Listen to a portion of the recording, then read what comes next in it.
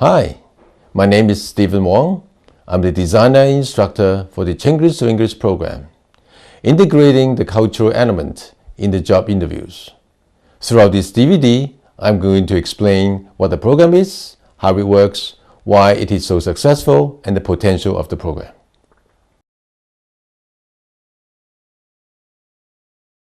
When it comes to integrating into Canadian society, new immigrants find this is a significant challenge and have results that are sporadic and inconsistent.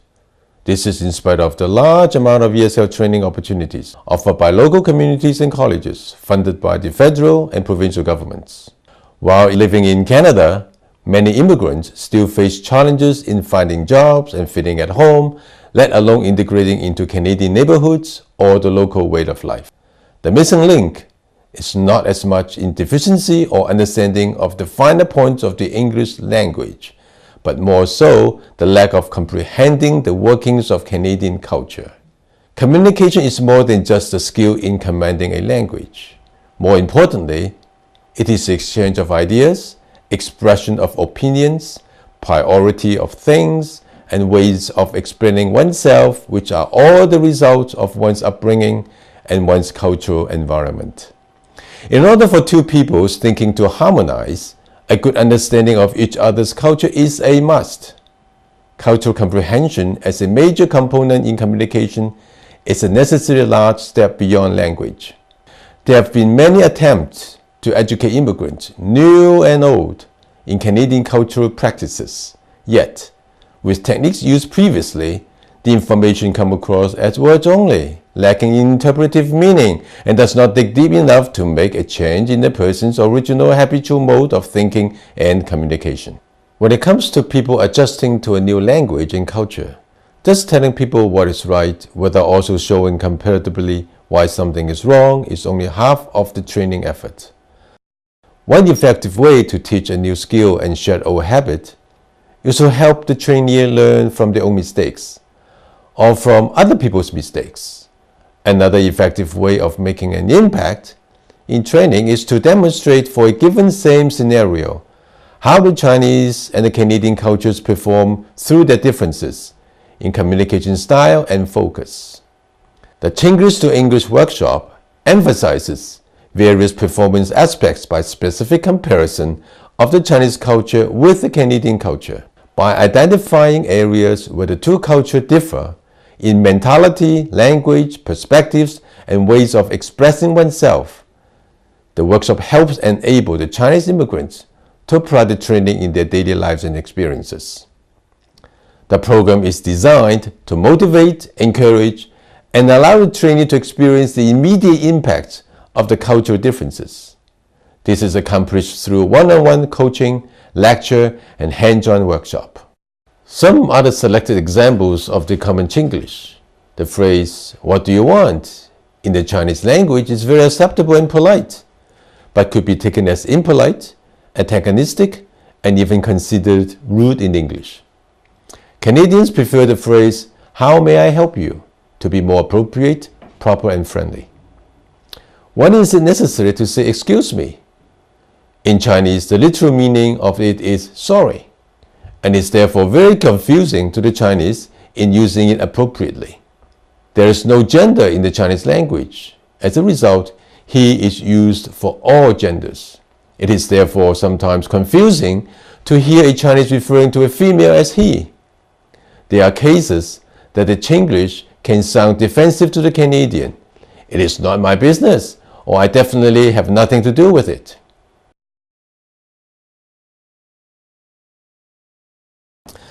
The Chiglish to English series have the following features. It incorporates the comprehensive comparison of the Chinese culture and perspective while explaining the same for the Canadian culture. It is to increase the effectiveness of the assimilation of the Canadian culture, Canadian mentality, and Canadian communication skills. Provides the opportunity to learn from other people's mistakes by showing and experiencing the most commonly made English language and cultural mistakes. That is, even if a phrase is grammatically correct, does not mean it is proper English courtesy. Most of the time, it is actually considered outright rude and inconsiderate. Motivates learners the Chinese way. The motivating factors force them out of their comfort zone, touching the Chinese immigrants in a way that they can experience and feel the various scenarios, and motivates them to change from their passive learning mode into one as an active participant. They will further increase their self-confidence to believe that I can make it in Canada. It is not easy, but also not impossible to adapt to the Canadian way of life. They can and will find a job of their choice. Establishes a professional process to help new Chinese immigrants transform their behavioral practices to the Canadian way of communication and explaining. This process will further help them in job interviews. They will be less likely to get rejected for a job opportunity due to the lack of Canadian interviewing techniques.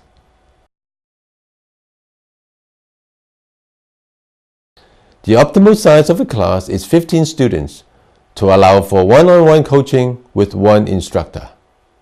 The Chinese community within the GTA and vicinity, approximately 428,000 population, is spread over 3 major geographical areas: Markham Richmond Hill, Toronto Downtown, and Mississauga Brampton.